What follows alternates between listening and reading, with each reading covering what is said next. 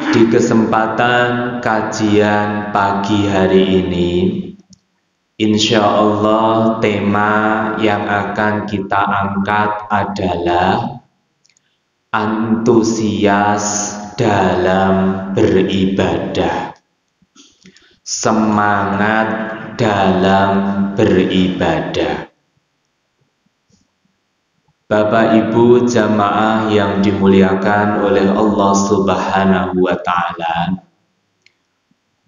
sebagai gambaran yang dimaksud dengan semangat antusias beribadah adalah ketika kita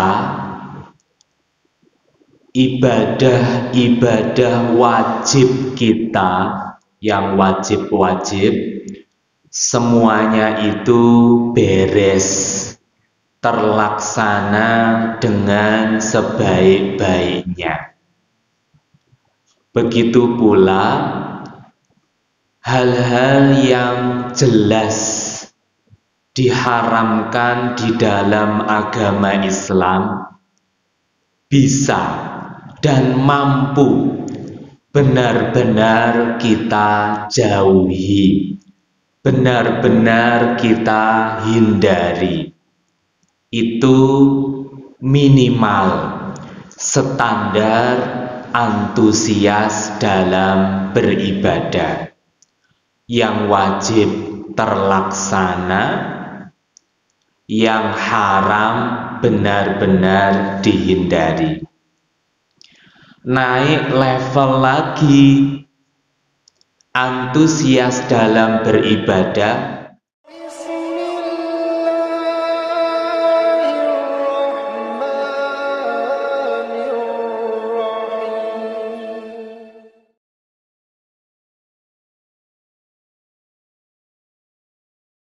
Assalamualaikum warahmatullahi wabarakatuh.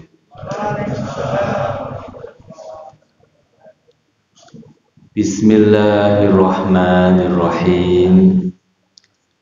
Alhamdulillahi rabbil alamin. Wassalatu wassalamu ala khatimil anbiya'i wal mursalin. Rabbi shrah li sadri wa yassir li amri wahlul 'uqdatam min lisani yafqahu qawli. Amin. Amma ba'du. Bapak Ibu hadirin jamaah Masjid Ad-Da'wah yang dimuliakan oleh Allah Subhanahu wa Ta'ala. Alhamdulillahirabbil alamin. Kita sampai dengan hari ini insya Allah dalam kondisi sehat walafiat.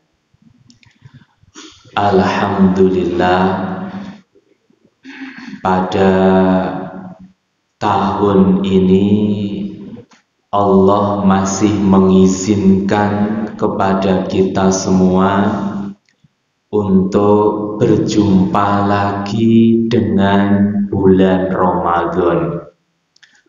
Harapannya adalah semoga Ramadan tahun ini lebih berkualitas, lebih bermutu daripada Ramadan di tahun sebelumnya. Dan tentunya kita terus berdoa kepada Allah Subhanahu wa Ta'ala, semoga ibadah-ibadah kita, baik puasa kita, sholat kita, tadarus kita, ataupun ibadah yang lainnya, semoga senantiasa diterima oleh Allah Subhanahu wa Ta'ala. Amin. Bapak Ibu jamaah sekalian, di kesempatan kajian pagi hari ini, insya Allah tema yang akan kita angkat adalah antusias dalam beribadah, semangat dalam beribadah. Bapak Ibu jamaah yang dimuliakan oleh Allah Subhanahu wa Ta'ala, sebagai gambaran yang dimaksud dengan semangat antusias beribadah adalah ketika kita ibadah-ibadah wajib kita yang wajib-wajib semuanya itu beres, terlaksana dengan sebaik-baiknya. Begitu pula hal-hal yang jelas diharamkan di dalam agama Islam bisa dan mampu benar-benar kita jauhi, benar-benar kita hindari. Itu minimal standar antusias dalam beribadah. Yang wajib terlaksana, yang haram benar-benar dihindari.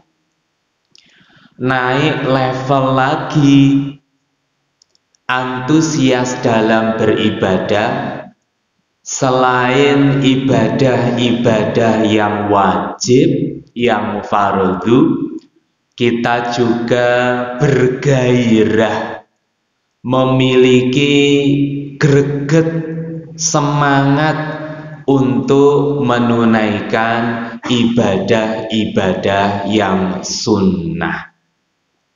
Harapan besarnya semoga kita semua setelah kajian pagi hari ini, yang mungkin boleh jadi sebelumnya itu ada ibadah wajib yang terlalaikan atau kurang maksimal dikerjakan. Semoga setelah kajian ini bergairah, berantusias untuk melaksanakan ibadah wajib tersebut dengan kualitas yang tinggi. Atau boleh jadi sebelumnya ada hal-hal yang diharamkan oleh agama, ada yang kita melanggarnya, atau kurang perhatian, cuek begitu saja, melakukannya, melanggarnya, namun tidak sadar, menganggapnya biasa-biasa saja. Harapannya setelah kajian ini semoga muncul ghirah, muncul gairah, muncul antusias, benar-benar ingin menjauhinya, segera bertaubat kepada Allah Subhanahu wa Ta'ala. Bapak Ibu jamaah rahimani wa rahimakumullah, untuk mengawali pembahasan tema ini, surat Al-Ahzab ayat ke-21. Allah berfirman,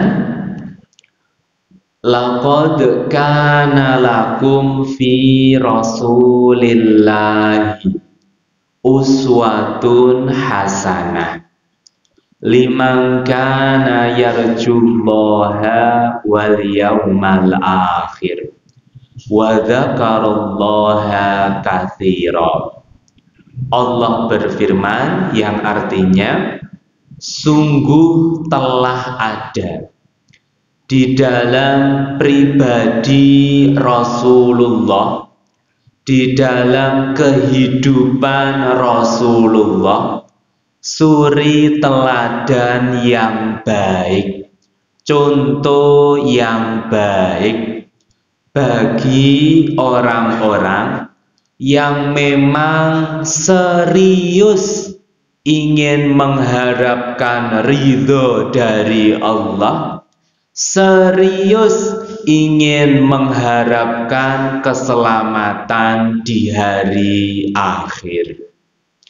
Ayat ini menjelaskan kalau sekiranya kita ini memang benar-benar serius ingin mendapatkan ridho dari Allah, rahmat dari Allah, serius memang benar ingin selamat di hari akhir nanti, maka syarat mutlaknya adalah hendaknya kita menjadikan Rasulullah sebagai suri teladan, sebagai contoh yang mewarnai aktivitas kita di dalam kehidupan di dunia ini.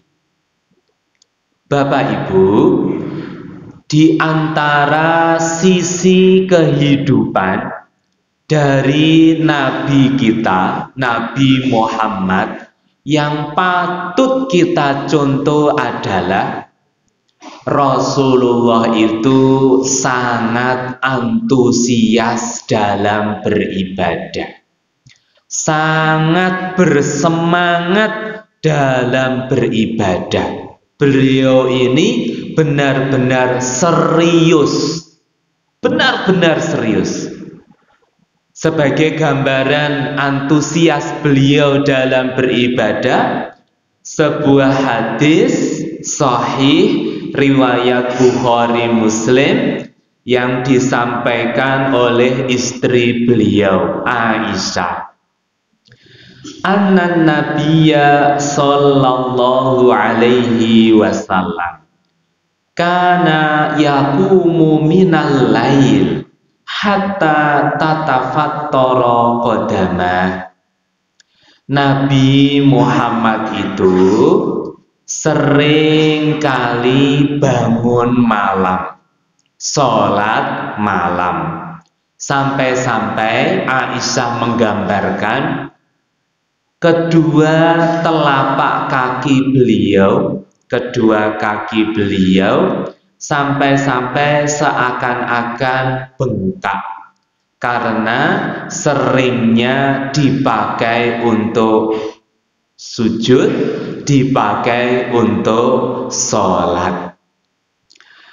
Fakultu lahu lima tasna'u hadha ya Rasulullah wa qad ghafarallahu laka ma taqaddama min dzambika wa ma ta'akhkhar.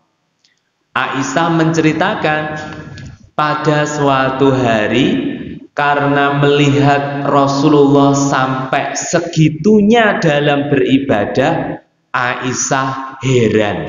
Kemudian bertanya, "Wahai Rasul, mengapa engkau sampai seperti itu?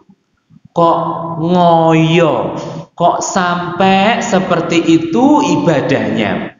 Padahal wahai Rasul, Allah telah mengabarkan, memberi jaminan ampunan kepadamu, baik dosa-dosa yang telah lampau ataupun dosa-dosa yang akan datang.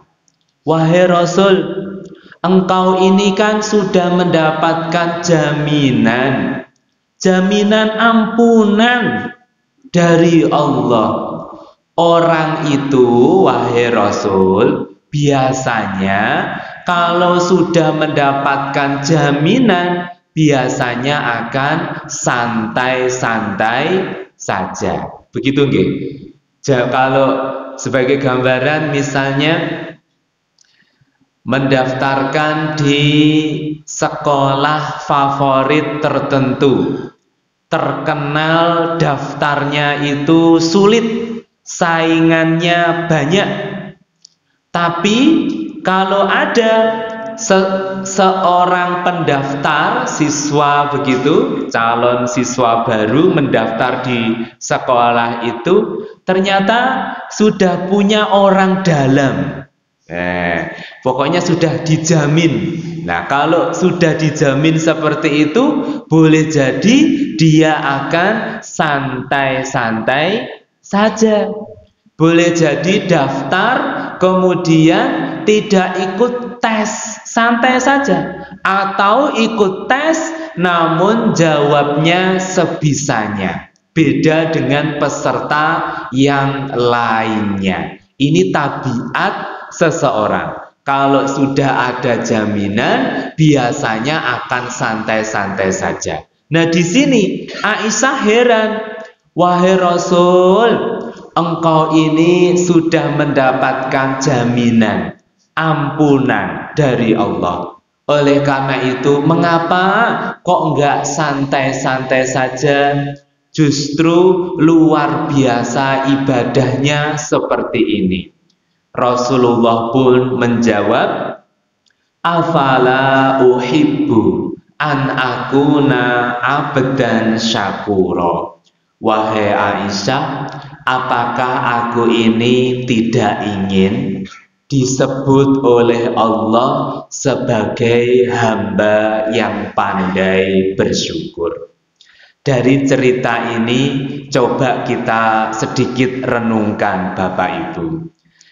Kita bandingkan dengan kita.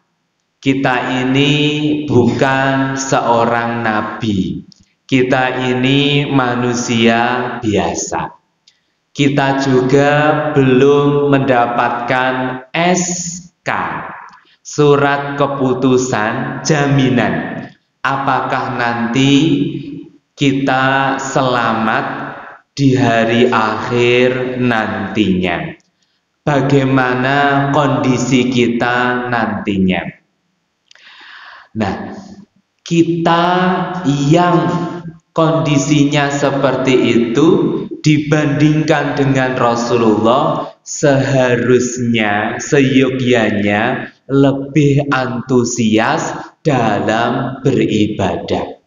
Rasulullah saja walaupun sudah mendapatkan jaminan, beliau masih tetap antusias dalam beribadah. Apatah lagi kita sebagai manusia biasa, bukan seorang nabi, bukan seorang rasul, bukan pula seseorang yang sudah mendapatkan jaminan dari Allah Subhanahu wa Ta'ala. Selanjutnya, Bapak Ibu jamaah rahimani wa rahimakumullah. Kalau kita menengok kembali ke zaman para sahabat, itu tergambarkan banyak sekali cerita-cerita riwayat yang menjelaskan para sahabat itu juga sangat antusias dalam beribadah. Mereka ini berlomba-lomba, gampang dengan sahabat yang lain, teman yang lain dalam hal ibadah. Sebagai gambaran, di saat selesai hijrah ke Madinah, memang dari zaman ke zaman itu ada orang kaya, ada orang miskin. Dari zaman dahulu ada. Jadi di zaman Rasulullah, para sahabat pun ada sahabat yang orang-orang kaya, ada sahabat yang termasuk orang yang berkekurangan. Nah ini pada suatu saat orang-orang fakir, orang-orang yang ekonominya agak berkesulitan, datang kepada Rasulullah mengadu. Coba kita lihat aduan mereka. Dhahaba ahlud duthuri bidarajatil ula wan na'imil mukim. Wahai Rasulullah, ini mereka bergerombol, orang-orang fakirnya ini semacam demo. Nah, kalau kita bahasakan sekarang, wahai Rasulullah, kami ingin menyampaikan aduan ketidaksetujuan kami iri. Begini wahai Rasulullah, orang-orang kaya di antara kami, mereka mendapatkan derajat yang lebih tinggi. Mereka mendapatkan pahala yang lebih besar dibandingkan dengan kami. Ibadah mereka wahai Rasul mengungguli kami, padahal kami juga ingin seperti mereka. Faqala wa madzaka. Apa itu? Coba jelaskan lebih detail. Qalu, para sahabat fakir muhajirin ini mengatakan, yusalluna kama nusolli. Mereka sholat, kami pun bisa sholat. Mereka orang-orang yang kaya, ekonomi lebih, sholat, kami pun bisa sholat.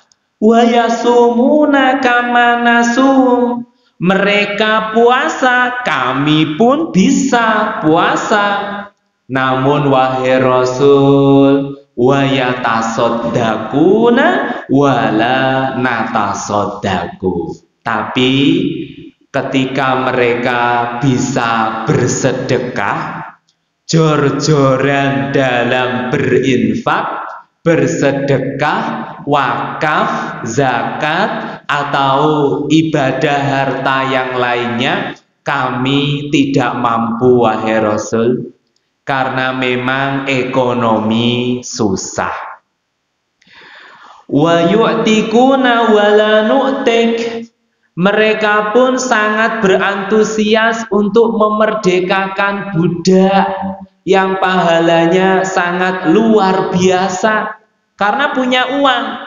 Budak dibeli, setelah dibeli dianggap merdeka. Kamu merdeka, bukan budak lagi, dan itu pahalanya luar biasa. Kami tidak bisa wahai Rasul karena tidak ada dana.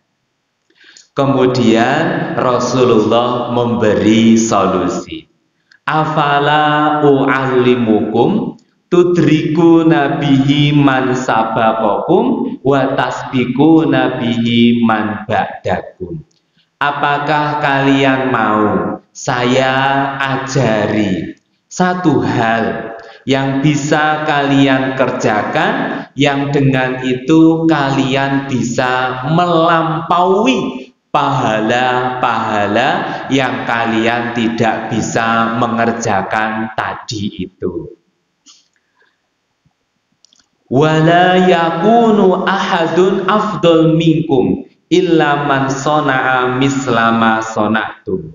Kalau kalian mengerjakan ini, kalian akan menjadi orang yang paling mulia, paling afdal dibandingkan yang lainnya. Kecuali kalau yang lainnya juga mengerjakan hal ini. Mereka pun mengiyakan.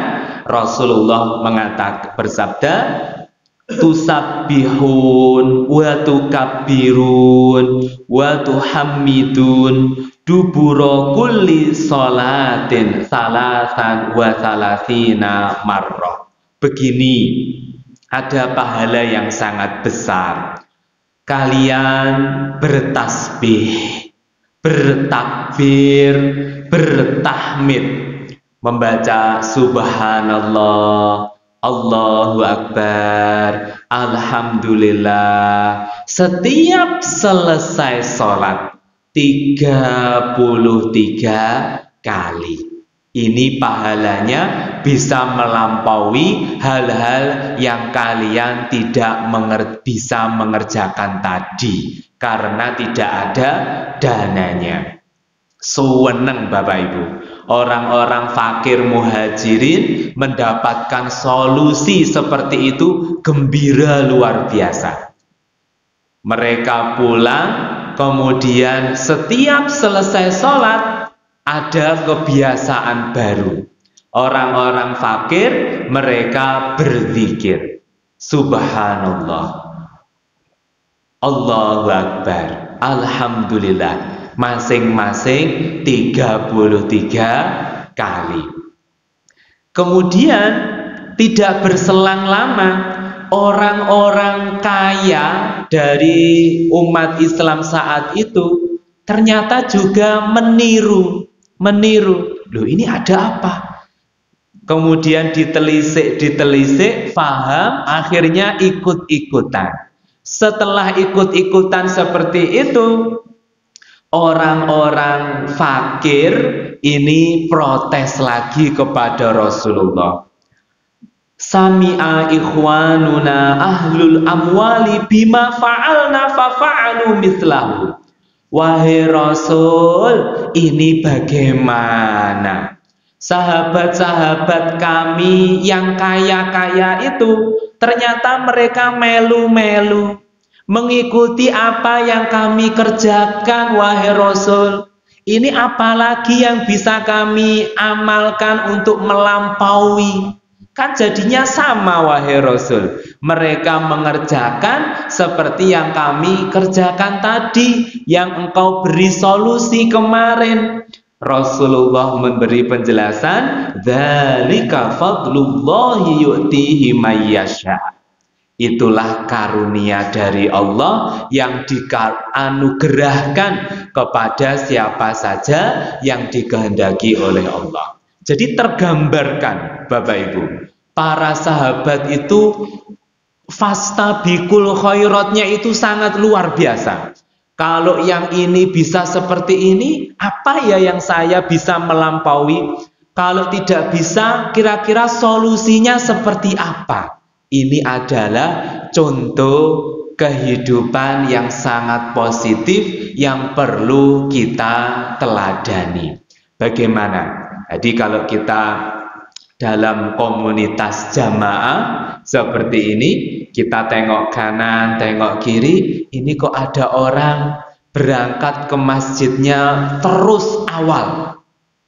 Bahkan sebelum azan, pokoknya sudah masuk sholat, 5 menit sebelum masuk waktu sholat, dia pasti berangkat ke masjid. Saya mau lebih awal lagi supaya bisa tadarus dan lain sebagainya. Nah, kita bisa berprinsip dan punya slogan seperti itu, berfastabiqul khairat, dalam kebaikan, terus berusaha mengungguli ibadah. Sahabat-sahabat kita, tetangga kita, orang di sekitar kita. Bapak Ibu jamaah rahimani wa rahimakumullah. Selanjutnya, setidaknya ada 4 hal. Berapa Bapak Ibu?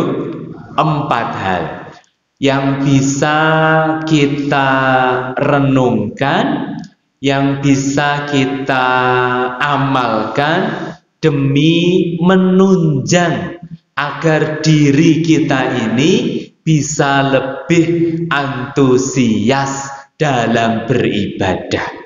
Punya semangat, punya ghiroh yang tinggi dalam beribadah. Yang pertama, kita tentunya meyakini, kita semua, baik orang yang beriman maupun tidak beriman, semuanya punya keyakinan bahwa akan meninggal dunia. Pasti ajal itu akan datang. Namun bedanya antara kita yang beriman dengan mereka yang tidak beriman, boleh jadi mereka yang tidak beriman itu meyakini hidup di dunia ini itu segala-galanya. Pokoknya dunia, tidak ada kehidupan yang kedua. Akhirnya hidupnya itu ya yang penting sejahtera, tidak peduli aturan, tidak peduli halal haram. Beda dengan kita sebagai orang yang beriman meyakini bahwa ketika ajal itu datang, ini bukan berarti penutupan kehidupan, bukan berarti akhir segala-galanya. Justru ketika ruh itu dicabut, kita masuk masa kehidupan yang kedua, yaitu masa pembalasan. Dan kita memiliki keyakinan bahwa setelah ruh itu dicabut, maka peluang untuk beribadah itu tertutup. Kita ketika sudah meninggal dunia, tidak ada peluang lagi untuk sholat jamaah, tidak ada peluang lagi untuk bersedekah, tidak ada peluang lagi untuk berzikir dan lain sebagainya. Peluang-peluang luas untuk beribadah itu adalah semasa kita masih hidup di dunia ini. Nah, ini perlu kita renungkan dalam-dalam. Orang yang cerdas itu adalah memanfaatkan waktu yang ada. Jangan sampai kesempatan ini lewat begitu saja tanpa makna dan arti. Kemudian yang kedua, jamaah rahimani wa rahimakumullah, dunia ini adalah tempat untuk beramal, akhirat itu adalah tempat untuk pembalasan. Ad-dunya mazra'atul akhirah. Dunia ini adalah ladangnya akhirat. Dan ada nasihat yang bagus dari Abu Bakar, man mata walaysa lahu zaidun faka'annama dakhalal bahra biduni safinatin. Siapa yang meninggal dunia dan tidak memiliki bekal yang cukup, maka perumpamaannya dia ini seperti seseorang yang masuk ke dalam laut tanpa ada kapal. Tentu akan tenggelam, tentu akan binasa. Jadi hidup di dunia ini mazra'atul akhirah, ladang untuk beramal, harus benar-benar kita maksimalkan. Kalau di akhirat, mulai dari alam barzah, yang ada hanyalah balasan, balasan, dan balasan. Ini harus benar-benar kita manfaatkan. Yang ketiga, Bapak Ibu jamaah rahimani wa rahimakumullah, nasihat dari Umar, hasibu anfusakum qabla an tuhasabu. Hisablah diri kalian, timbang-timbanglah, ukur-ukurlah diri kalian sebelum dihisab oleh Allah Subhanahu wa ta'ala. Wazinu anfusakum qabla an tuzanu. Timbanglah diri kalian sebelum ditimbang oleh Allah. Fa innahu ahwanu alaikum fil hisabi